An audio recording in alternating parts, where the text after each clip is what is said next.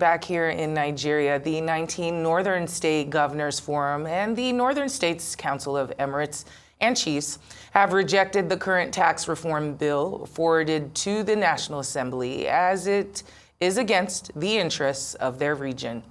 The forum unanimously rejects the proposed tax amendments and calls on members of the National Assembly to oppose any bill that can jeopardize the well-being of the region.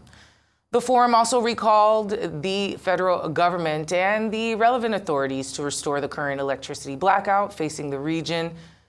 The director of the Abuja School of Social and Political Thought, Dr. Sam Amadi, will join me now to speak on the outcome of the meeting of the Northern State Governors Forum with Chairman of the Northern States Council of Emirs and Chiefs and their submissions on the state of the nation.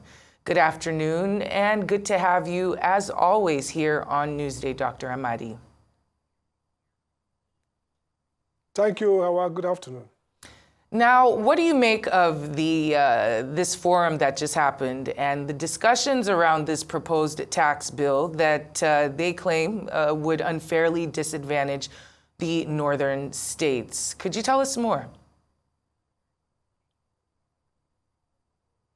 Well, again, tax policies are, distributive in their impact. So any tax policy would, in a way, affect outcomes for some people, some segment of the society. So you would expect generally that a proposed tax change, whether in terms of in some of these bills before the National Assembly, in terms of helping federal government control more of the taxes, in terms of increasing maybe tax revenue. I mean, there's a big discussion around tax to GDP in Nigeria very low, and tax has various implications in terms of helping with good governance, in terms of increasing citizens' engagement, because the more tax, the argument is that the more tax citizens pay, the more they are more invested in protecting governance. So there are many good reasons why some of these reforms are coming in, including the ones that try to unify the revenue collection centers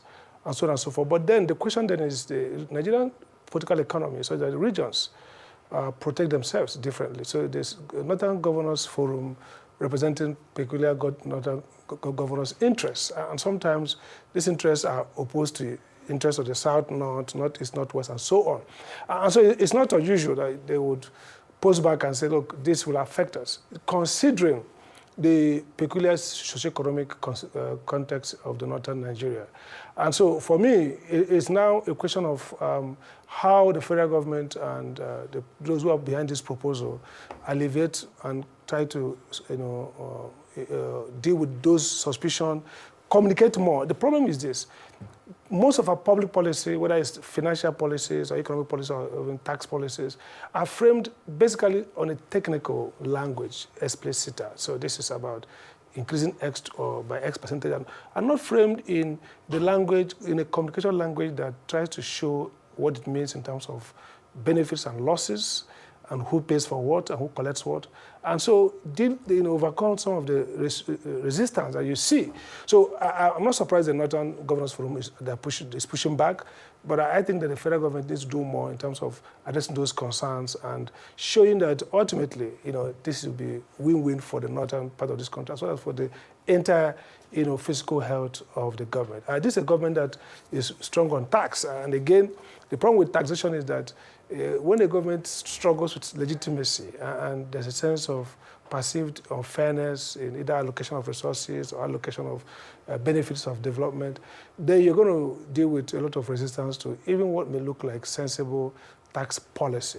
That's really clear day one, that taxes are going to be resisted if it imposes additional cost or reduces benefit from one section or the other. So that's why it has distribution and impact. And therefore, the people who perceive to lose more will have more incentive to fight against it than those who may gain. That's the logic of its political economy.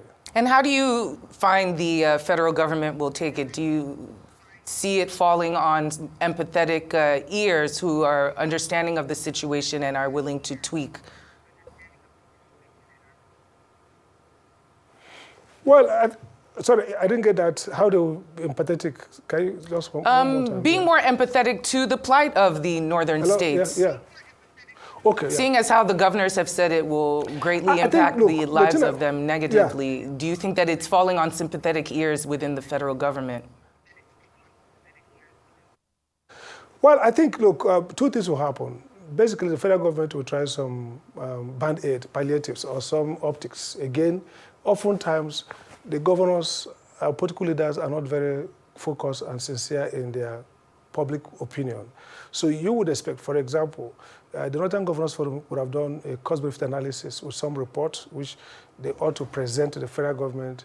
And so you will see a more rigorous analysis. The federal government to sit back and say, okay, three issues here. One is the aggregate impact in terms of how would this new tax regime enhance economic growth across board. So we're not looking at distributional impact now. We're looking at how will it contribute to economic growth. Two, so at that aggregate level, they show that, look, this tax is a net benefit minus loss. Okay, fine. It might create some constraints, but again, it's better for everybody. Then they do a second level analysis that says, look, how would this impact different socioeconomic and geopolitical groups? So, by the way, the North is not harmonious. We're going to have the differential impact on people in the North. The way it's going to impact on different occupational, different economic and social classes are different. But for purpose of politics, you aggregate it to the North and the South.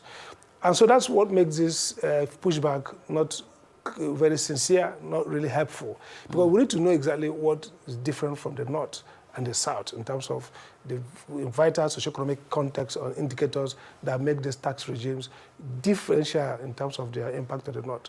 So one can argue holistically and say, maybe these taxes are too many, maybe the regime they're going to introduce may not allow for sub-nationalities to probably develop themselves. So we need to have that argument. Then the federal government will probably go back and look at that argument and say, okay, this makes sense. We'll see differential impact. Let's take, for example, maybe the North has more rural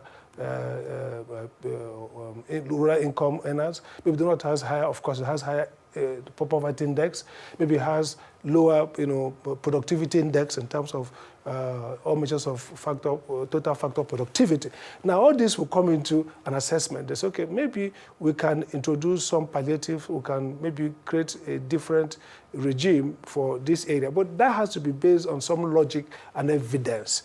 Otherwise, with this kind of not rigorous political pushback, the federal government will likely engage politically, and they all kind of hold back and bluff their way through because really they may not have the numbers to stop the bill going through. And most of the legislators already have proved that they are not very strong to hold out. The holding out for either strategic, geopolitical, or economic reasons is weak. So the federal government might play dead brain or play smart politics, engage them, talk about it while, arranging for the passage of these laws and getting the revenue. So it's difficult to say whether the Northern governors really are standing on some stronger empirical, logical argument they want to push and are prepared to hold out and mobilize both their members in the legislature and civil society to push back, or basically another way of answering to the people who say, oh, they've been in darkness for about a week now. There's been so much voice around. Look, nobody's speaking for us. They're not suffering. So another politicking to take advantage and say, look, we have pushed back, we have rejected this. End of the day, it passes through. So it's difficult to say how serious they are, and that will determine whether the federal government will really pay more attention than political ear and some gimmickry to get it done. Well said. Let's talk about this darkness that many of us have been plunged into, especially those in the North. We know that there has been electricity infrastructure vandalism that has taken place in the North, bandits gaining control of transmission lines. What roles do you feel that the governors themselves have played in the security lapses within some of these states as they gather to discuss how to move things forward? I think they should play an important role. By the way, part of the problem we have is over centralization of the Nigerian electricity, management system. And again, thankfully, the New Electricity Act, as part of some other issues around it, is very helpful. That it has now given the states the responsibility to also stride differently in terms of energy mix and energy management. So we are where we are now. We are some states, of course, interestingly, mostly southern states, Enugu, Imo, Ondo Ekiti, Edo, and one or two other ones, have secured for themselves,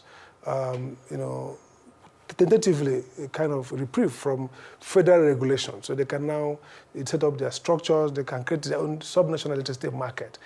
In the same vein, although the transmission network remains a federal concern, but the laws I've seen from the states also have created some kind of authority. They have the right to regulate those areas, and therefore they have a responsibility to also strengthen the frailty of the electricity network. What causes crisis? Okay, vandalization is a function of the fact that the lines themselves are radial and too long, sometimes unprotected, and so the states themselves have a responsibility to also fill the gap. I mean, if they're going to create an electricity market as viable in their state, they now have the legal instrument to now also create some kind of electricity transmission network, or at least play a key role to ensure that the network which has passed through their states and which they are going to ride on for embedded generation and distributed generation or other forms of off-grid and on-grid solutions for their communities,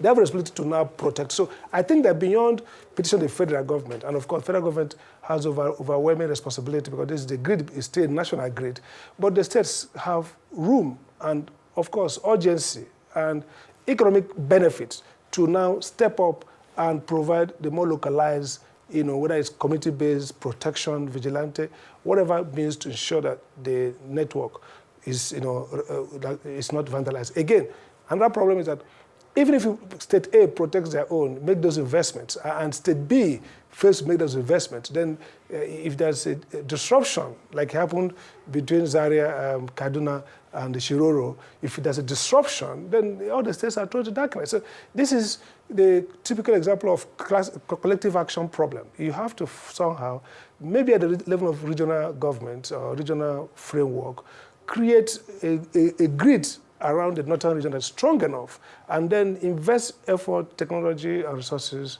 to protect that grid. So we're going to struggle with this frailty because of largely the fact that we're now overrun by terrorism and all kinds of sabotage. Secondly, we lack the technological capability to track and prevent and preempt early warning signals.